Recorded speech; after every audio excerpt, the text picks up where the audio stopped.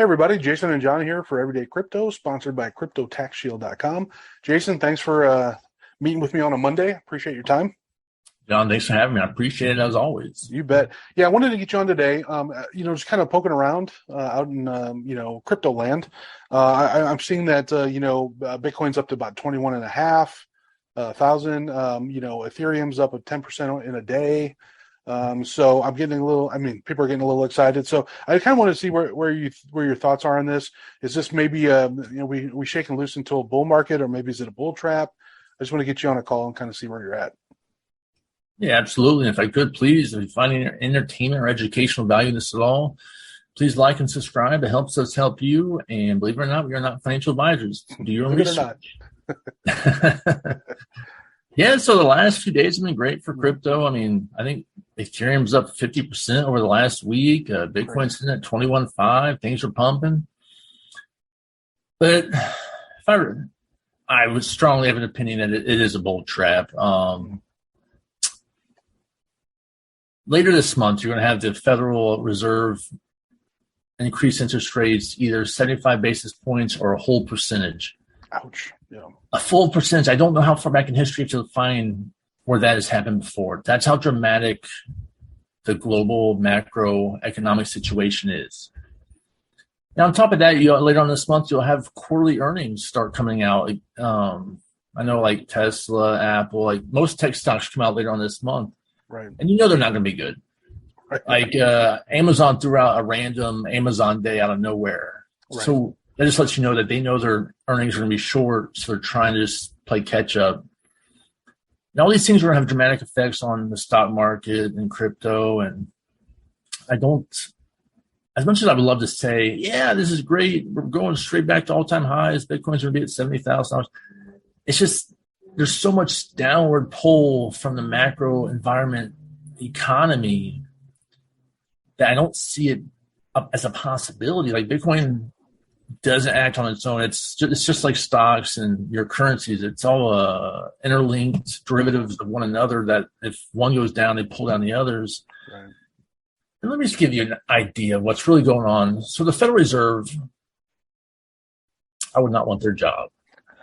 This is like got to be the most complex puzzle they're trying to put together.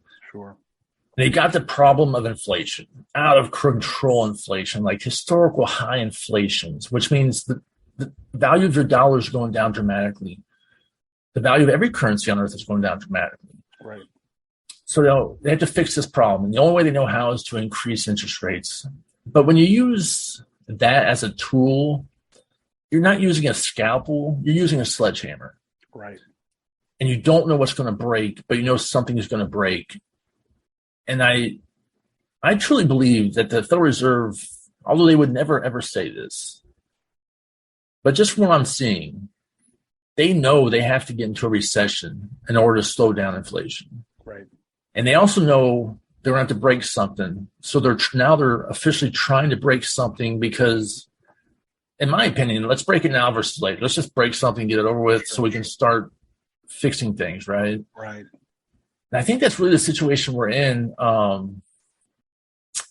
With that being said, U.S. dollar is extremely strong and compared to other currencies across the globe. So that's a positive. I think that's a positive. And I think that over a 6-month period could help decrease inflation. Right. So I'm kind of hoping that does a thing. But like we said before on this channel, the housing market, I think that's the thing that's mathematically, that's the most probable thing that's going to break. Yes. Bond markets are just acting extremely weird at this point. Like the 10-year yield is giving you less yield than a 2-year yield, which makes no sense because if you're borrowing money on a 10-year, you should get more compensation. It's a longer term loan. Sure. But these things just aren't making any sense, and this is how you know that the economy is just not making sense at this point. Something's got to break. Yeah, for sure. Yeah, it's funny you bring going back to the interest rate hikes that seem inevitable. I even saw today, and I haven't gone into the article yet, but Janet Yellen was out there talking about how this is out of control and crazy, and I'm like, then do something about it. You know what I mean? Like it's like you guys are part of the problem here. Like it's let's yeah. But you're right though. Let's break it. Let's get it done and get it healed, or as much as we can. Janet Yellen just rubs me the wrong way. And let me tell you why, man. Like this is. So I know she's smart. Of course. There's no way she got that job without being extremely smart with economics. Yeah. But during the pandemic, they kept saying that, inflation will be transitory. Inflation will be transitory. They laughed. I remember seeing, interviews where they'd ask them that, is inflation going to be out of control in 2022? And they'd kind of laugh like the person asking the question was stupid or something. Right. But people like me knew. Like I remember telling anybody who listened, hey, look, a year from now, inflation is going to be a ridiculous problem. Mm-hmm. And no one really kind of understood what I was talking about. And here we are, right? And I don't have a PhD in economics, right? Sure. So if I get it, she has to understand it. But she says other crazy things too. Like she said, Bitcoin has no intrinsic value. Right. There's nothing backing it, mm-hmm. which is so absurd because there's so many things that do back it up in value. But the thing that she works for, the Federal Reserve and the dollar that it's, manipulating it, right. Beyond trust, it has no value. Right. There's nothing backing it up anymore. There's no gold. There's no silver. There's nothing backs that up. Right. And they print it off to oblivion. Right. But so it's like, I always tell my friends, a friend will say, man, I heard Warren Buffett say you should buy this thing. Right. I say, hey, look, man, if you're taking advice, financial investment advice from an old white dude, who's already rich, you're mm-hmm. probably missing it. Yep.